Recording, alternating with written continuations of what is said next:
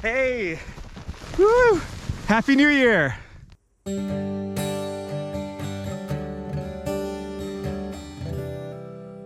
One of the things that you often hear when you're first visiting Japan is people telling you that Japan has 4 seasons. And I used to laugh at that because where I'm from, Wisconsin, is 4 seasons. And I kind of thought of the world as everywhere having 4 seasons, though of course there are some areas where seasons aren't so evenly divided.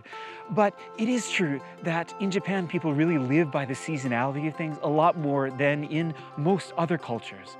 And one seasonal holiday that everyone loves is New Year's Day. And what one does then is called Hatsumode.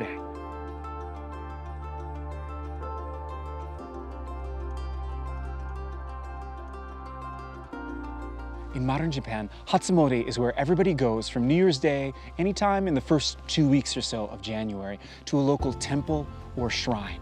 Usually they would give a little bit of money and pray there for happiness in the coming year. People also pick a little oracle paper which tells their fortune in the coming year. And it's really a large event. People line up. The areas around Asakusa and Sensoji in central Tokyo are just packed right now. But I, with the pandemic and everything, thought I would go to a more remote place to pay my respects to the local gods of this area. And so we're going up to the summit of this little mountain to offer some Japanese sake that I brought with me and to wish for good things for everyone in this new year. 2022. I'm getting cold just standing here talking to you, so let's get moving.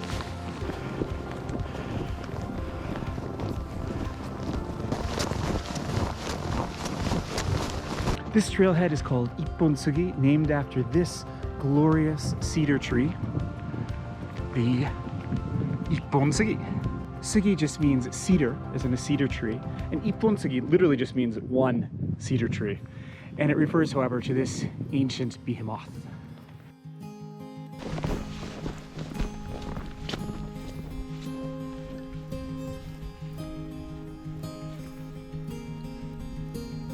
This is Mr. Takahashi. He climbs Mount Himekami just about every day a year for the last 30 years. And this year he will hit 7,000 times. 何千回ですか、今年? あと88回で7000回。いやー、それから一応健康づくりのため。ですね。10時頃登り始めで、昼帰る時間さ、大体合わせで。ただ狂ってるだけで。いいですね。近いうちに会いましょう。ここで。まず、あともしかすればまた忘れらずけ失礼します。あ、大丈夫です。また挨拶します。いやいや。ありがとうございます。I'm so happy I was able to meet Mr. Takahashi on this first day of 2022. He is sort of one of my heroes in that he's going on 81 years old and he climbs Mount Himekami just about every day. I thought it was every day, but he said in 2021 it was like 358 times. So there's like 7 days that he didn't climb during the year, but pretty much every day.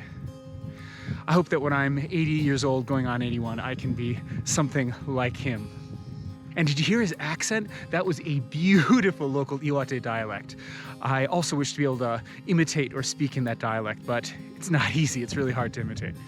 Also hard to understand for a lot of people.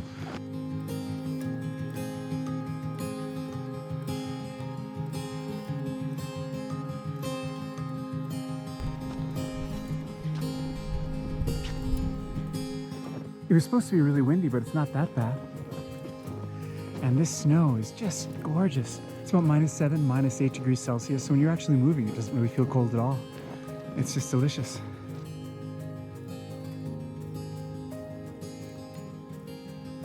Looks like a little rabbit trail. I'm here now just below the summit of Mount Himekami at 2 tiny shrines that are sacred to the Yamabushi. This one here is for Yakushi, who is sort of originally the medicine Buddha, but now a Shinto god also inhabits this area that protects you from sickness in the coming year. So I thought I would offer some sake, as one does, to local deities and to Buddhist divinities as well. And this is a local Iwate sake, Yukiko. Most people, of course, wouldn't do this up on a mountaintop, but would rather be doing it in a shrine in the middle of the city in a crowded place. But this feels appropriate for me, for who I am. I wish my GoPro wouldn't have died on the way up. I wanted to show you some walking scenes in the snow, but Oh well, I'm left just with a Sony, which isn't very stabilized, so only solid shots from now on. So traditionally, you make an offering of money or sake, and there's some other things you can offer as well. You offer it to the god.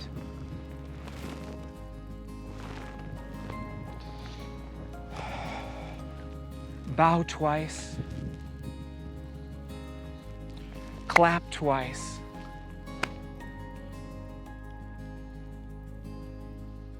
And bow again. This mountain right here normally has a fantastic view of Mount Iwate behind me, but it's wrapped in clouds today. That's okay. It is still just perfect up here, and I always feel most alive when I'm up here on the summit of a mountain. My favorite memories of New Year's in Japan are when I was living in a tiny rural town in the mountains, a little bit south of where I live now. And what you would do at midnight is go to a tiny little local shrine that was just about a 5 or 6 minute walk from the house I was living in the mountains.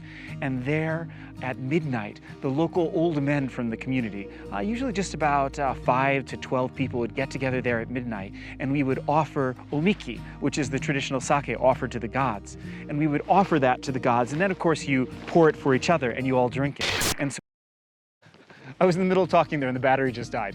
That's hazards of trying to record a video at around -10 Celsius, which is what it is up here right now, I think, about. So you're in this shrine in the middle of the night, or a little after midnight on New Year's Eve, and you're drinking sake with a bunch of old men who have these beautiful old Iwate accents, just like the guy I met on the way, Takahashi-san, who hikes this mountain every day. I love the local accent here, and just being out with a bonfire burning out in front of the shrine, because they're burning all of the amulets from the year before as they get the new amulets and little things for the next year to put on their kamidana, their Shinto altars. And it just felt so intimate and cozy and fun, just a nice atmosphere to be out in a mountain shrine with old men drinking. I miss that, but I guess if I want to do that sometime, I could drive out to the middle of the mountains on New Year's Eve, and still, the guys are still there. I'm just staying in town now.